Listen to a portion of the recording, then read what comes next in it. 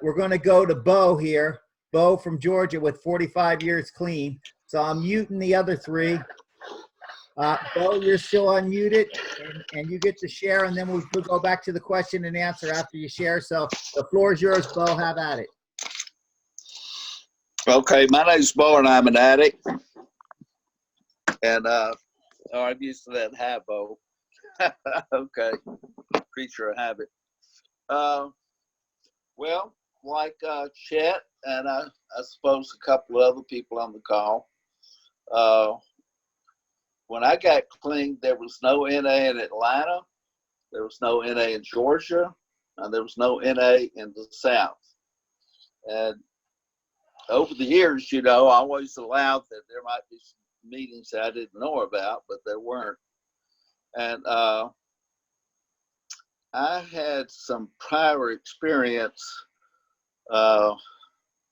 To start off, when I was 14, I started going to coffee shops in Atlanta, and I was real attractive to the conversations with people in their 20s and 30s, and that really changed my life.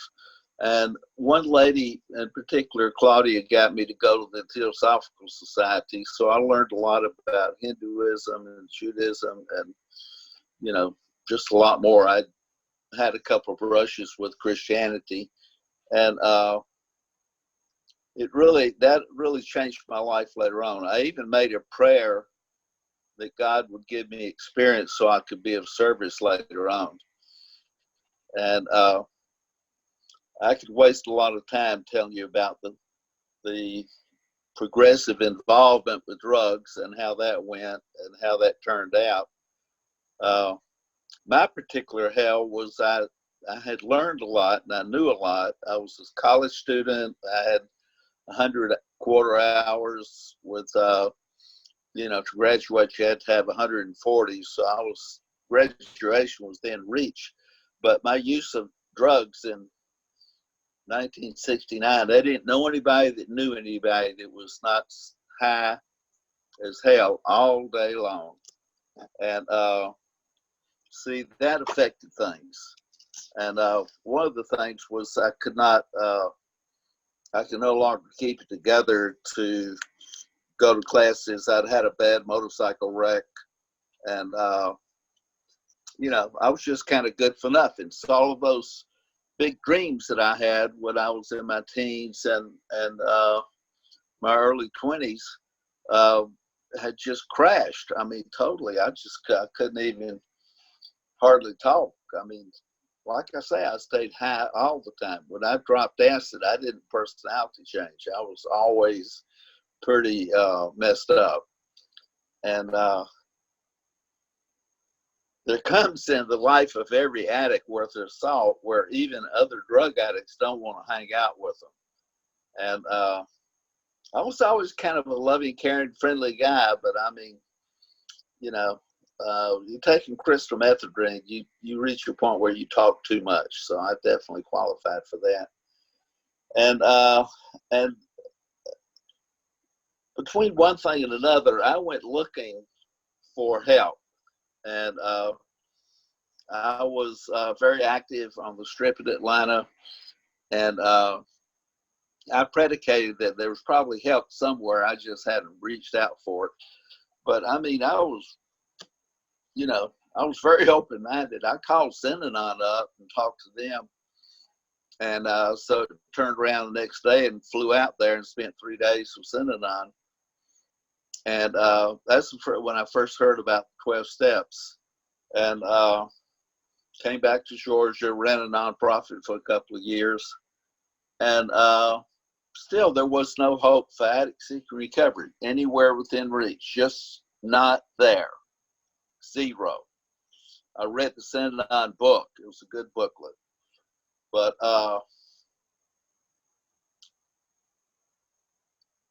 that's reading that booklet, I came across a chapter where it said that the first meeting place they had was in a building in San Francisco where meetings of a chapter of Narcotics Anonymous meant. So that was, you know, I had that tagged in my mind. And I was still a long ways from recovery. And that couple of years down there, I met with the mayor, the high sheriff. I got a nice letter from Governor Carter before he was president. But it was just, you know, when the Vietnam War stopped, or began to stop, the strip in Atlanta fell apart, and so did my little nonprofit corporation. And but I had learned a lot about you gain no advantage, and you needlessly make enemies if you just, you know, talk much more than you listen. You should try to balance it out. Listen about as much as you talk. And it's you know, after that, I think that was, I was down the strip between 70 and 71, and I checked out. I found somehow or another. I found a few AA members, and I held in Atlanta a meetings for about seven weeks. And at the end, I just sent the collection to, you know, I think to WSO. Somehow that seemed to be the most proper way to send it. So I did, and I didn't drink for almost a year. And so in 1974, I got clean. And like I said before, there was no meeting in Atlanta, no meeting in Georgia, no meeting in the South. But I was going to an AA meeting on a regular basis, and there was a meeting at Peachford Hospital, and the family funeral out in West Georgia. And I said, if I get done in time, I'll go to it. If I don't, I won't. So I went there, and then I went every Friday night for 5 years. And it was sort of spooky to me because, you know, these people were, some of the people, you know, the outside membership, the people in the hospital, they just wanted to get out of the hospital. So they were pretty funny blown. They couldn't help it, you know. But the people that came in, I remember telling the guy, I saw a 38 sticking out of his jacket pocket. I said, you know, you better just go on out there and put that in your car or something and come back. The security guards at this hospital would not think kindly of us if they knew we had live firearms in the meeting. So he said, oh, yeah, man, sure. Yeah, okay, cool. Thanks. Yeah, okay.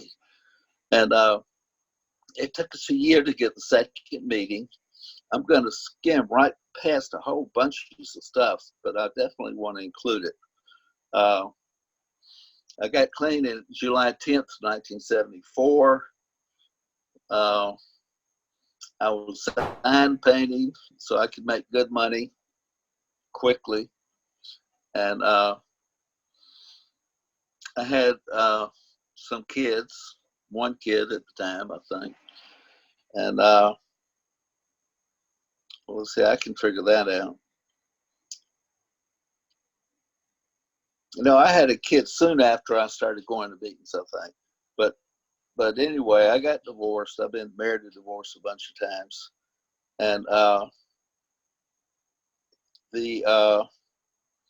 I had this like clammy feeling that if I didn't work the steps, then I would be like a phony baloney. And that was a very spooky feeling. I got that from being kind of a administrator on the organization on the strip. It's called Human Improvement Project, Inc.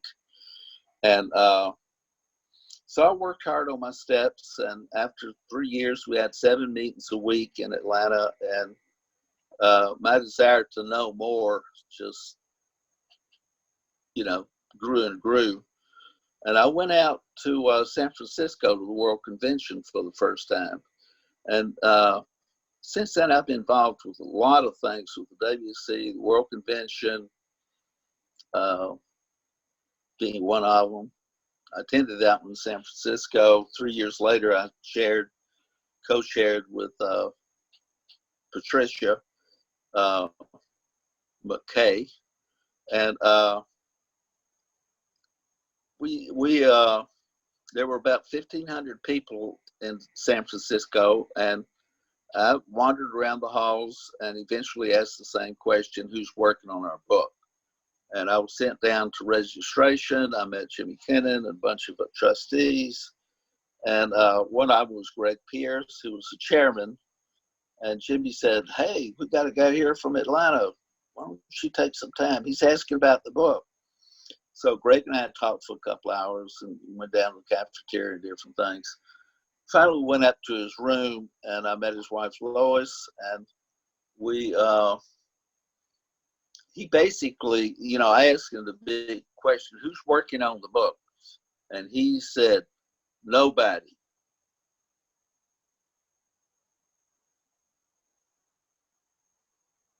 Nobody.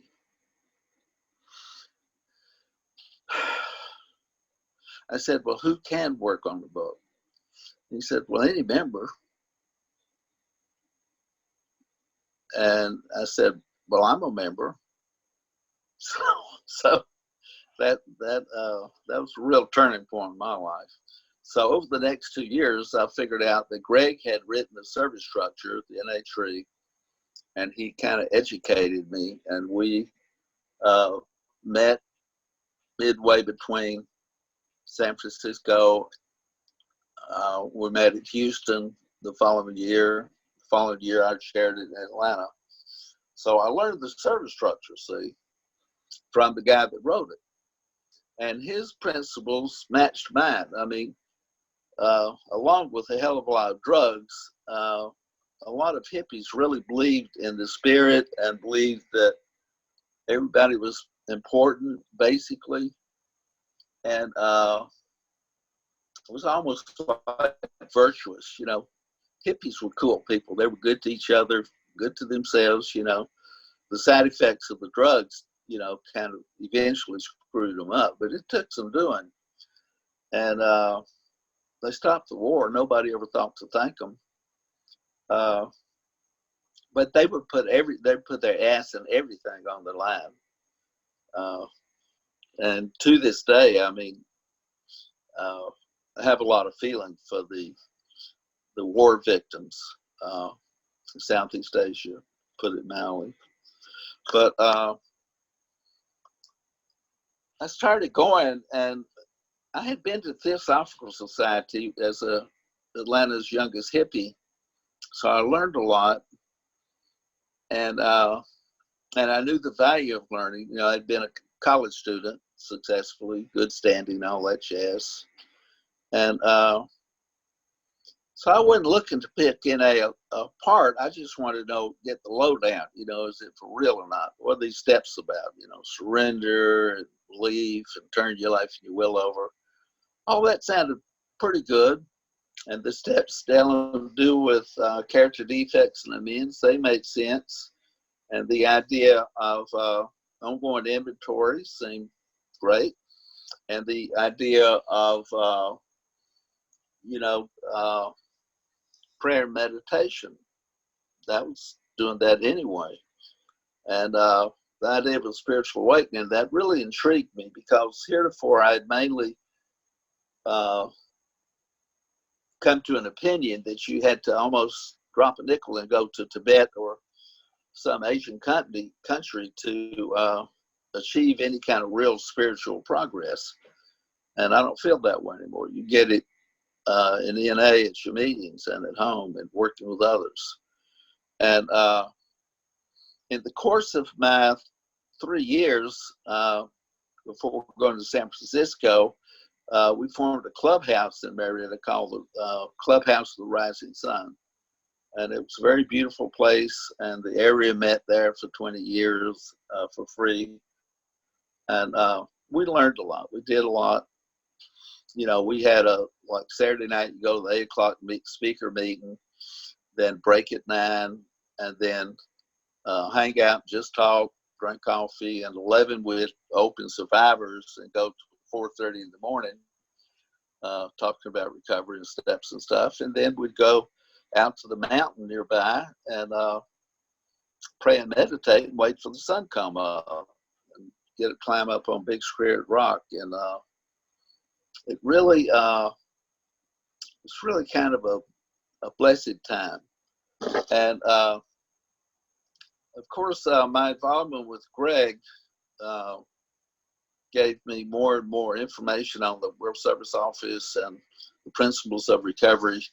I reread the NH3 recently, part of it, and then the introduction, it goes into how can we deal with the need for coherence and stability and not become organized in the sense that organizations are like diagrams of, one person at the top and, a chair, vice chair, and treasurer. Chair, secretary, and treasurer. Those are the three positions when you form a corporation. And below that, you can have subcommittees and stuff, sub organizations, but they're all in a tier like a group with the controlling members at the top, and the rest just going down to the little guys. They just take them or leave them. Okay, and we definitely didn't want that for NA. And there was a line or a group of sentences in a paragraph in the NA tree where it talks about, instead of an organization, the Narcotics Anonymous structure is based on information, and the name of the game is to pass it on, to collect information from the members and groups and take it to the area, take it to the region, take it to the world level, and then process it, talk about it, fill in the blanks, get more information, and then report to the general fellowship, all the while collecting new information. And of course, it was an evolved process, and it might take 6 months, it might cost $50,000, and that really didn't sit well with the bean counters at WSO, so they pretty much changed the structure into an organizational system, which they were corporate people, so that made great sense to them. Well, there's a danger when you're coming up from a severe lack of knowledge and you begin to get a little bit of information, then you tend to recognize and respect the parts that you understand personally, or that you represent your part of the system that you're learning. But there's also a lot of hazards with that, because it takes quite a while to kind of penetrate the whole subject, and then there has to be an application period where you try to apply what you've learned.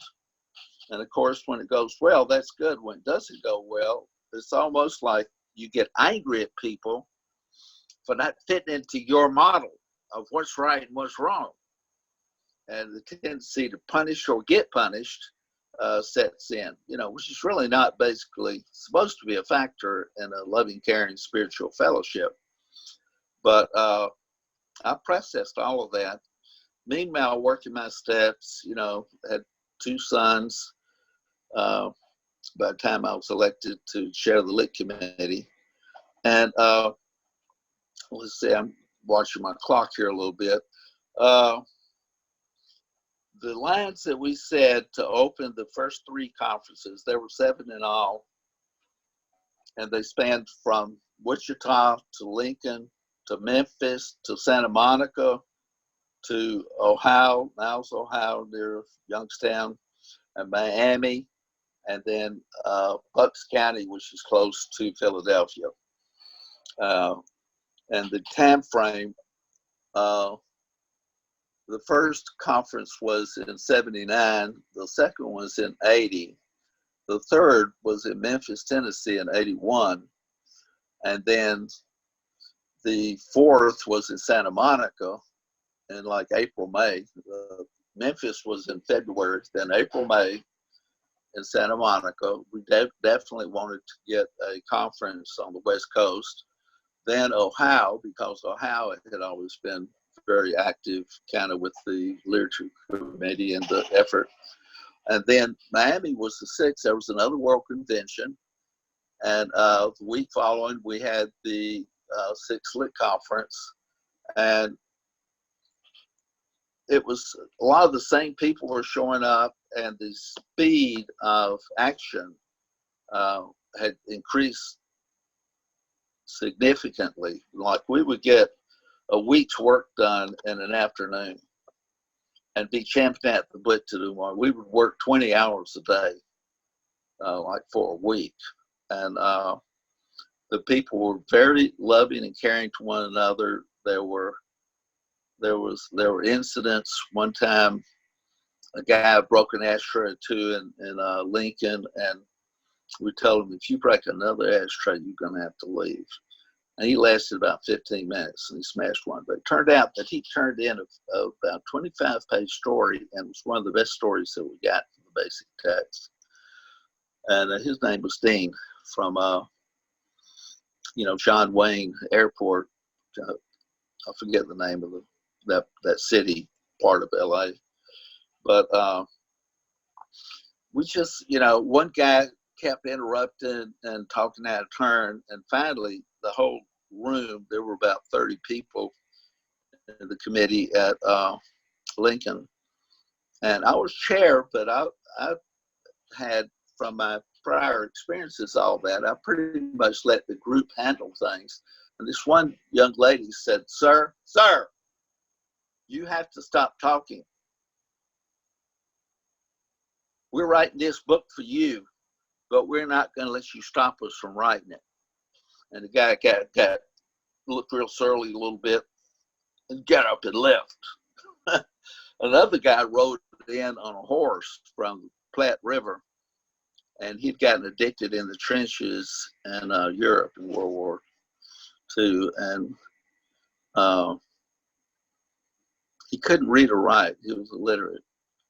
But that impressed me, that we had that.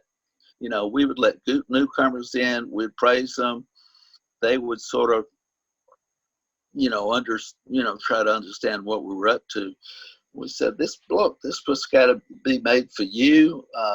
You're brand new, right? They said, yeah. I said, well, you don't know much about NA, do you? No. I said, well, you're going to have a really pronounced ability to call it like it is, and we need you here. We respect you, because this has got to be about the truth. It's got to be about the reality of recovery. And all of that kind of bonded everybody. Everybody was in, nobody was left out. Now, that if you were new and you just raised your hand, got recognized, and said something, maybe not too smart, then nobody laughed at you or treated you mean, but they did consider, and if your idea was good, they adopted it, and that just became how we did things, policy.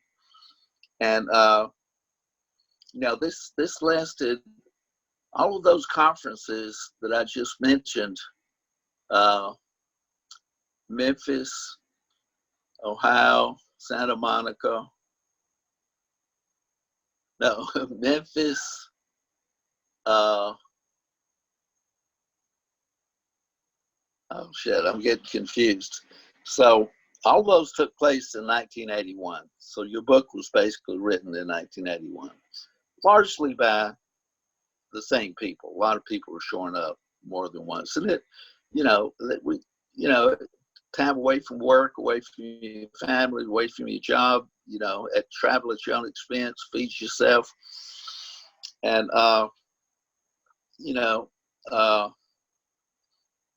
it was really inclusive. There were no bad ideas.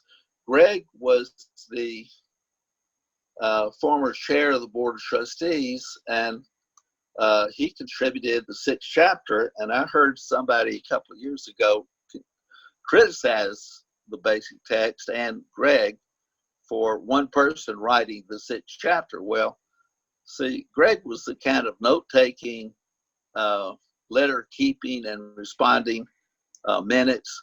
the material in the sixth chapter came from many, many people. That's the kind of guy Greg was.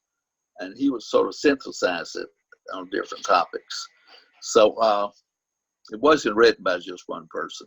And in fact, we put the whole sixth chapter out in several subcommittees after Memphis. And the people came back and said, so just leave it alone. It's great the way it is. So, you know, we had to add 3 chapters, I think, like,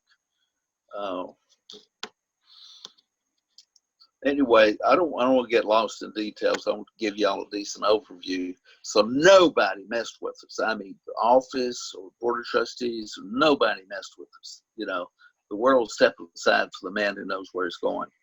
And everybody wanted a book for different reasons, but everybody wanted a book. And it appeared to them that we were getting a book done. So by and large, they were kind of glad. But the, you know, God, there's a lot of backstory I've just got to leave out.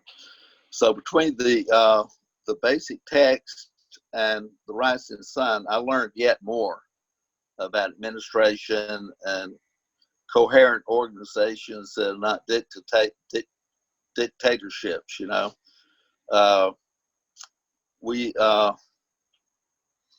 some oddball things came up, and the years and years later, that there was a family member named Houston Sewell from Montgomery, Alabama, and he went up to Lexington and helped form Addicts Anonymous. And Bill Wilson talked him into, you know, calling it Narcotics Anonymous. And he met Dr. Vogel and all that, but he was an H&I guy.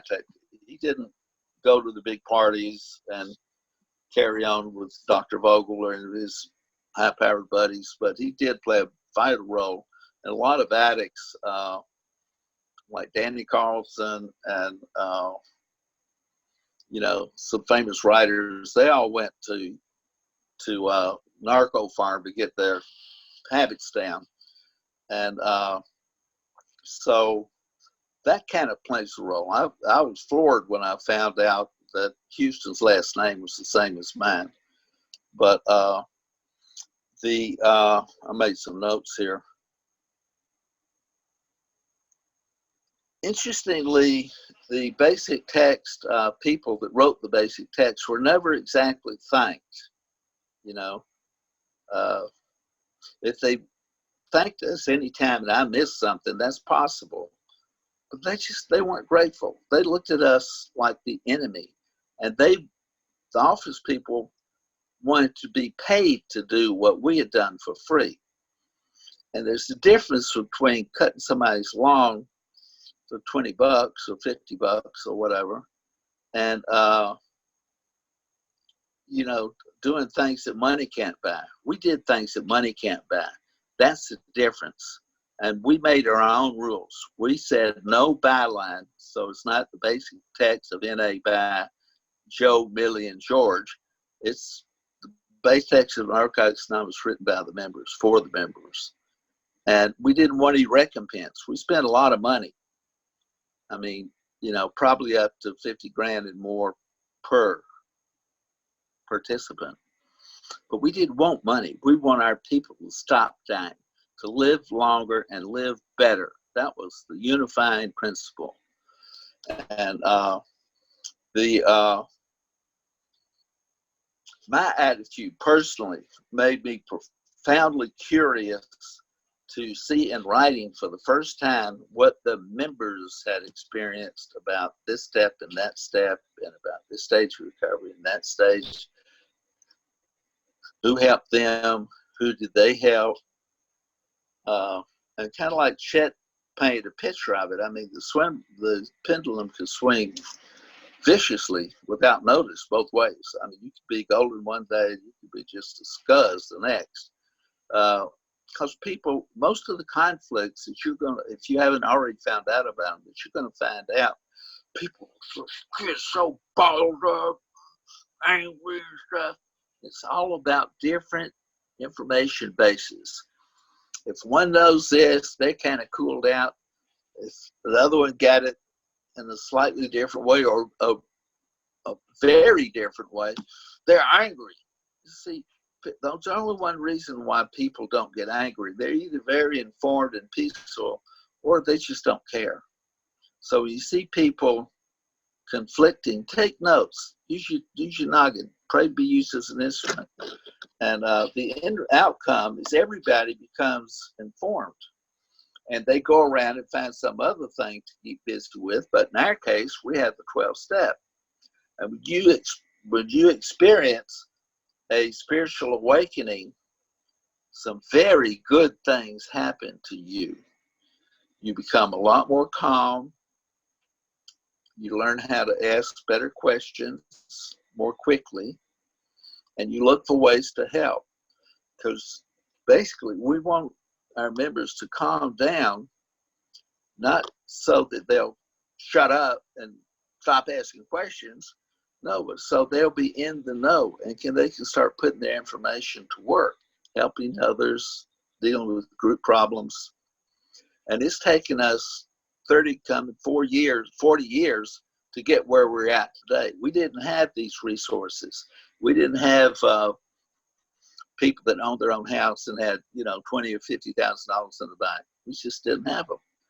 And so people would come in and work to exhaustion and keep coming back for more. But that's where NA came from. That's where your basic text came from, the early growth and stuff. Right now, that's happening all over the world. I have friends like in Oman in 2018, Hamoud and Basil, Mohammed, Adman, and others, and Moscow, Levon, Dimitri, Olga, Paulina, in England, Rob A. and Keith. I've heard from Rob recently, but not from Keith lately. And one of the biggest things that I've come across, and I believe this is history in the making here, watching the Netflix movie about serial, shows on babies. It talks about a lady has an amygdala, and so does a man, but back here. But when they have a baby, the amygdala, goes from this size to this size. It's much bigger.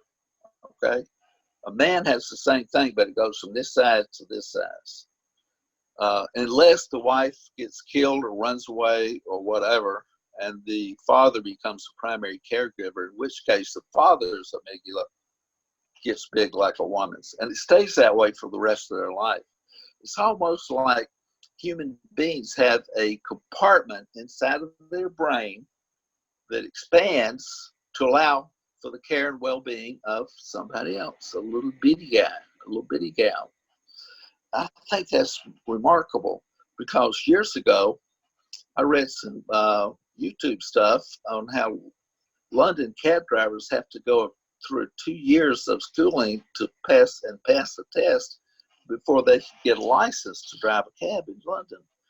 But they found out that close examination, with modern computers and shit of the brain, they have a memory center inside that went from this big to this big.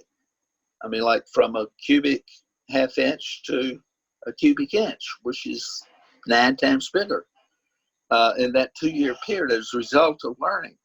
So there you have one instance of brain anatomical change over a child.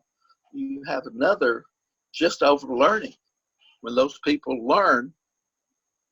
So I want you guys to go looking for some science or doctor or nurse or somebody that really knows their stuff and knows the computer side of all this. I predict that we're going to find there's a part of the brain that if you really keep coming back, really stop using for a significant period of time, and you study and learn about recovery, that we're gonna be able to locate a part of the brain that gets a little bit bigger as a result of our learning, and that will, in a way, put us on the map as far as recovery from addiction. Because right now, a lot of doctors just look at us like former customers. We know we don't buy drugs. We don't do drugs. You know, things wrong with NA. There's just no money in it. You know, that's how they look at the world. There's no money in it. They move on. To take up for our people, we need to search and study out some of these things, because, you know, you have to have a certain dress and attitude and stuff to get a good job. For us to get recognition as the fellowship, obviously, they don't give a damn if we stay clean. Like I say, there's no money in it. But if we can identify antinomical change, that is going to change the game. So I have learned plenty. And my sponsor, my first real sponsor, was Bob Barrett. And we did sort of a living version of the 12 steps. We never sat down and went through da da da da da da da da. I just listened differently, and whenever there's significant change in my life, I would contact Bob. But the idea was that Bob was always there. And see, he was a trustee. He's one of the hidden giants of Narcotics Anonymous. Him and the lady in San Francisco. They played major roles. They were quiet people, but they did great many good things for us. And so Bob had been in the military in Europe, and that helped him break out of the American idea of what a black person is and what they're capable of. And he had a career job at Paramount doing the cars. Like if a scene called for a vehicle, he would pull it out of inventory and dust it off and put it on the set, or maybe put dust on it, you know, depending on what the set. But he did that for years and years. So he made good money. It was an interesting job. I had trouble meeting him one time, reaching him one time, and I kept calling him different times of the day till I got him. It was 7 in the morning. And I said, "Where the hell you been?" He said, "I've been on a night shoot." And next time I talked to him a month or two later, I said, "What was the night shoot? What was the movie?" It was Harlem Nights. And so, you know, a lot of scenes there at the dark. So, so it was an interesting job. And I, you know, stayed at his house a couple of times when I was out there. And I learned a lot. I was Whirlwitz chair for 2 years. I was the WC vice chair. And then they put me on 2 ad hoc committees in the next year. And then they elected me to the board of trustees for a 5-year term. And I fulfilled that term. And then that was 10 years in world services for me. And I learned a lot.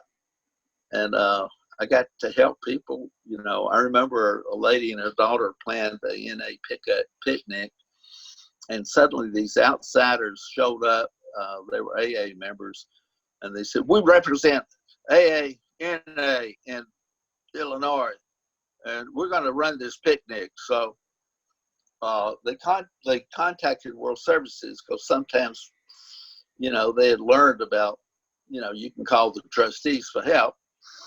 And they assigned me to it. And I happened to have a contact in Michigan who had an uncle that lived in their hometown. So he moved with his uncle for about 3 or 4 months until the picnic, and they had no more trouble. This was kind of a dynamic guy, you know, and sufficient presence to deal with the situation. And the 2 ladies were happy, mom and daughter, you know, they had a great picnic. But the board of trustees could do stuff like that. Another really cool thing was happened, I think in Nevada. The region got a letter from a family whose son had died in recovery, and the family sent a donation to the region, $2,000.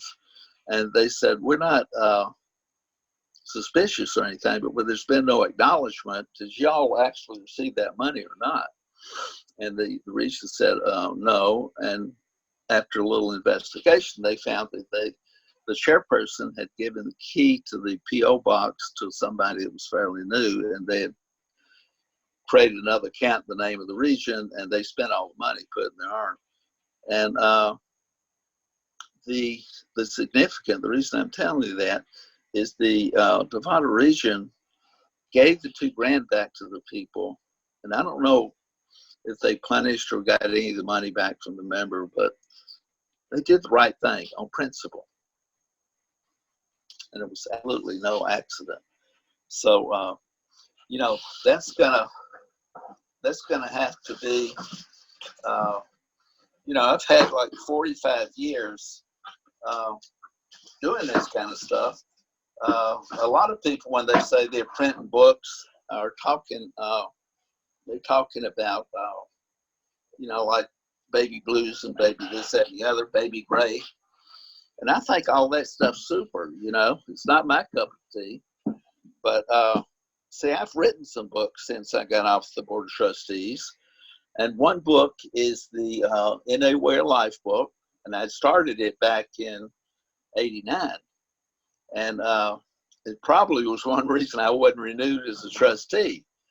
But I did another one called the Tradition Wars.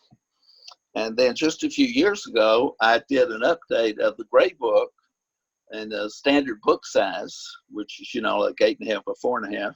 And I included in the back all the stories that were sent out by the Lit Committee in like '81, in this, you know, the early months of 1981. No, '82, and it was approved in '82 at conference. But adding those books, those stories in, so that's a great book with stories. So I put that together for the fellowship, and I sell these books at 15 cents, 15% over the cost, because the object is not to make money, it's to be able to pay my bills. And I'm talking about driving and the this and that have to do with getting the supplies and the boxes, and I've got a room in my house, I own the house, and so I don't have to profiteer off of it. Although I would love to do some publishing of books that don't have anything to do with the 12 steps or group conscience material. To me, group conscience material is kind of sacred. Now, I know that's probably uncomfortable for members at a distance, because, you know, they can only think, oh, well, the old guy just finally caved in. He wants to make $1 billion with it. Well, $1 million would be fine, but I'm not going to break spiritual principles, and I'm not going to violate traditions. It's just not in my blood. But I love doing this work, and especially, and a lot of this stuff comes to me unsolved. I didn't reach for it. I didn't envision it. It just sort of happened, and I was present. Then later I went like, wow, that's really cool. So all of their titles, except I think for one, and we've got NA Way of Life, Gray Book of Stories, the Swahili version of the basic text, My Years with NA by Bob Stone, Lucid Phantasmagoria. We got some nice second editions. The story of the basic text, because I started getting itchy twitchy, because I knew if I didn't transfer what I knew into print, it would die with me. So it can no longer die with me. I've never felt strange about it or unprincipled a bit. And it gives you kind of a blow-by-blow explanation of how the basic text was written. And if you've been taking notes on what I've shared so far, you can see where I was hyper curious about Joe and Jill and Marky and Sandy. How did they really work their 12 steps? How did they apply the traditions? And an AA member did me a good turn. He said, you will have opposition. And he paused and thought for a bit, and he says, but they'll be illiterate. So, and he says, base everything in the book y'all are working on personal experience, because nobody in the world can argue with your personal experience. Whereas great ideas, anybody in the world can pick them apart and like, well, how about so-and-so? And they're just mean people like that. That's what that's their Saturday night kicks. You know, they'd rather do that than go dancing. But so we based everything on experience, which I think is, you know, when you get 100 people and you ask them pointed questions about the fourth step of ninth step or whatever, they'll eventually give you the answer. And once they realize they'll be praised and rewarded and get the clap, whenever somebody was honest in the committees, would always give them the clap. And that's how the basic test came from. And positive expectation, trusting the people, really paying attention to what the people had to say. I got the impression nobody had done that before. And there's really strange things. I think Chet covered some of this, and probably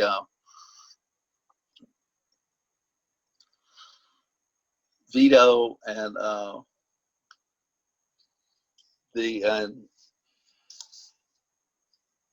God, I get like tunnel visioned in on a subject, and then my wide range kind of gets shut down for a while. And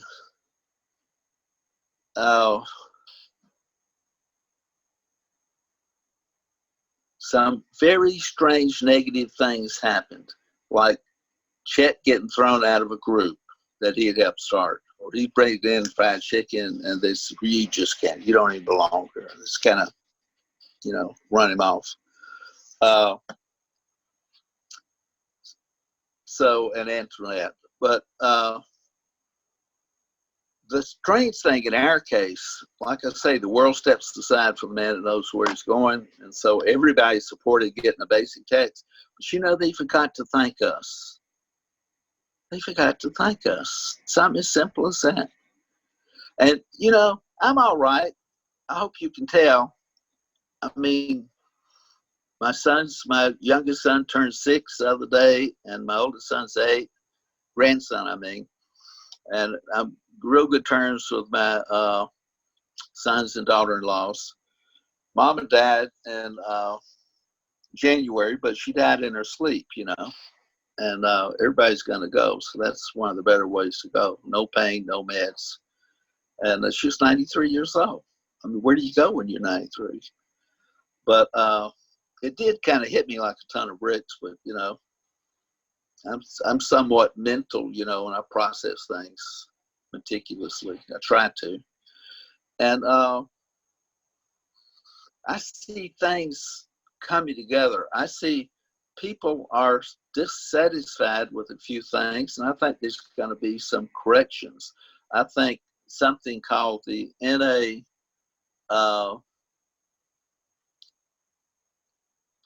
program is all the people that use the steps and traditions are going to form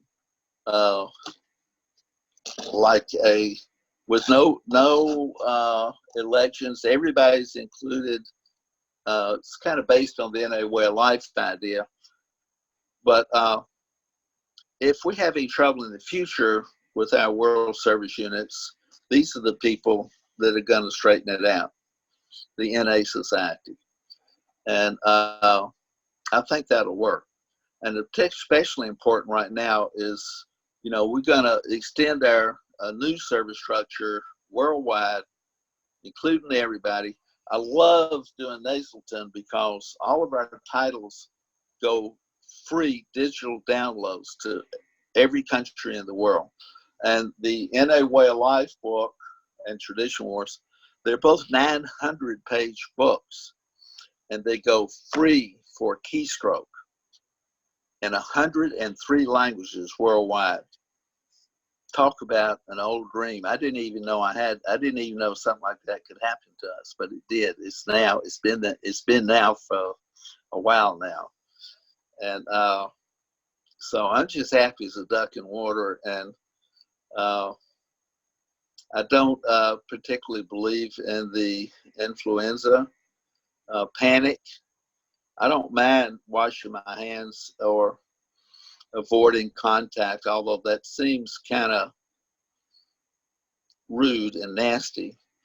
But the thing is that keep people at home, shutting down meetings, and completely paralyzing economic system worldwide, we're going to be paying a lot of dues for that mistake. And, you know, I believe that some of our problems in NA are the result of deliberate corporate mind control tactics. And I believe those kind of tactics are being applied through the media, through the government, through the politicians. I went down to make a bank deposit the other day and they wouldn't even let me in the bank. You understand what I'm saying? I'm sure some of you have experienced the same thing. And so I say, pray hard and think big and pray hard. And there's much to come. There's much to come. And our internal resources as a fellowship has just blossomed magnificently. So, you know, one of the things about it, we have a recovery program from a colorless, odorless, whatever,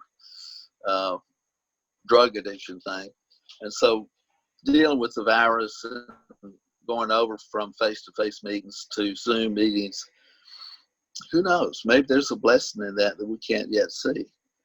But, you know, I'm definitely going to keep coming back because I heard that, you know, this stuff is really dangerous and it'll kill you. So don't play around. Keep going to meetings. Love you and thank you for having me. And that's it for me, I guess. All right. Oh, okay, guys, I'm going to unmute everybody. Let's give Bo a hand. Hey, Bo. Woo, Way to go, buddy. Thank you. Thank you for sharing. Hey, hey. Yeah, kill it. Hey, Holmes. Yeah. That's right. That's what I'm talking about. You gave a hell of a message, man.